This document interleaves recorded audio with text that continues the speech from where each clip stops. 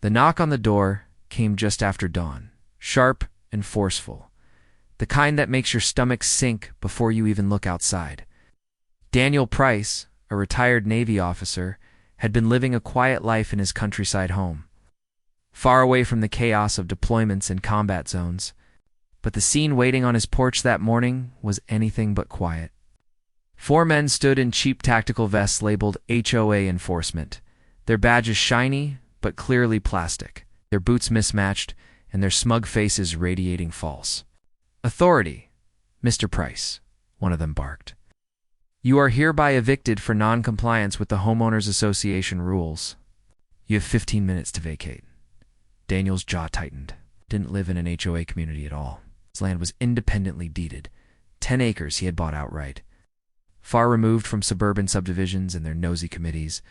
Yet these men were posturing as if they were federal marshals. It wasn't just absurd, it was dangerous. Daniel could smell the con from a mile away. "What? HOA?" Daniel asked flatly, folding his arms across his chest.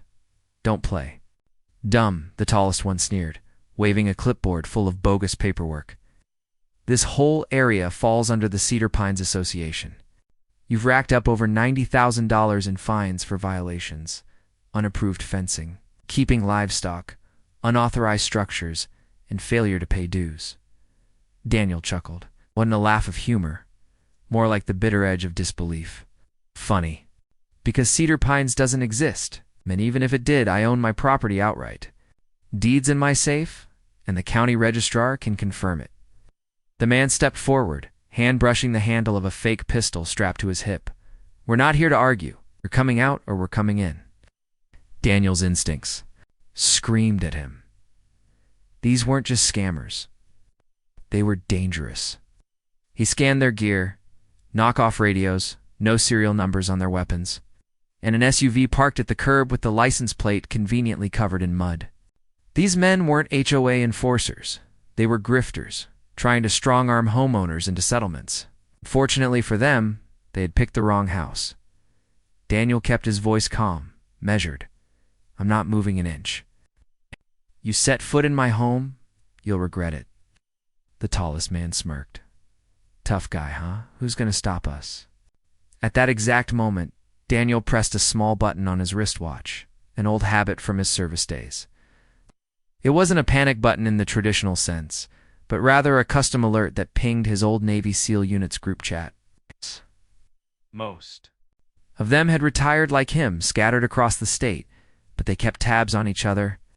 Daniel had messaged them the week prior, joking that his neighborhood was being harassed by wannabe HOA thugs. He hadn't expected the situation to escalate this far. But his brothers in arms were always ready. Within minutes, engines growled in the distance.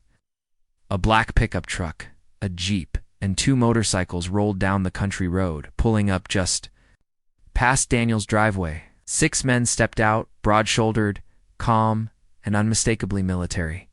The air shifted instantly. The HOA officers went pale. "Morning, Danny," said Marcus Kane, the unofficial leader of the old unit, grinning as if he'd just strolled into a barbecue. "I heard you had some company," Daniel replied, never taking his eyes off the fake officers. "They're trying to evict me. HOA rules, apparently." The SEALs exchanged looks, then burst out laughing. Not polite laughter, the kind that echoes with disbelief and derision. One of the grifters snapped, "This is official business. Interfering with HOA enforcement is a crime." Marcus stepped forward, his voice dropping low and dangerous. "Listen, carefully. First off, there's no such thing as armed HOA enforcement. Second, you're trespassing on private property. Third," he leaned in close enough that the man flinched, "you're about 2 seconds away from a very bad day." Fake officers scrambled to regain authority. One of them lifted his fake radio, muttering nonsense codes into it as if backup would arrive. Another tried to wave his plastic badge, under the weight of 6 battle-hardened Navy SEALs. The fricati was crumbling fast. "Gentlemen," Daniel said, finally stepping onto his porch, "I suggest you put down your toy weapons, get in your car, and disappear before this gets ugly." Instead, the tallest one doubled down. "We're not leaving without payment. $90 grand and we'll take it one way or another. That was the final mistake. In one fluid motion, Marcus disarmed the man, snapping the fake pistol in. Half across his knee, another SEAL yanked the clipboard, skimming the paperwork before ripping it to shreds. The remaining grifters tried to bolt for their SUV, but the SEALs were faster. Within seconds, they were pinned to the ground, zip-tied, with military-grade efficiency. Guess the eviction didn't go as planned, Daniel muttered, crossing his arms. The SEALs chuckled. Call the sheriff? Already did, Daniel replied, pulling out his phone. I want to know why these clowns are running a fake HOA racket in our county. When the sheriff's deputies arrived, they were almost speechless. Telling me these guys went around pretending to be HOA officers? One deputy asked, shaking his head. Not pretending, Daniel corrected. Extorting.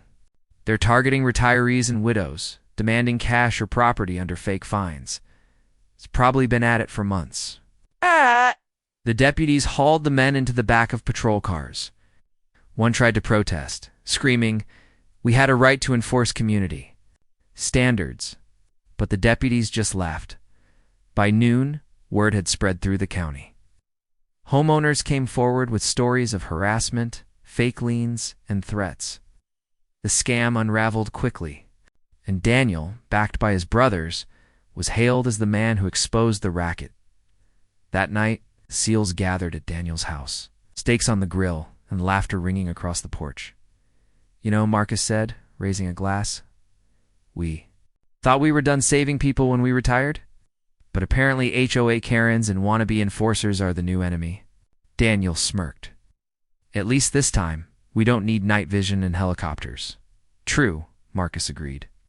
But next time they come knocking, just remember, you've got a whole unit on call. Daniel looked around at his brothers. His family forged in war and still unbreakable in peace. The fake HOA had thought they could scare him into submission.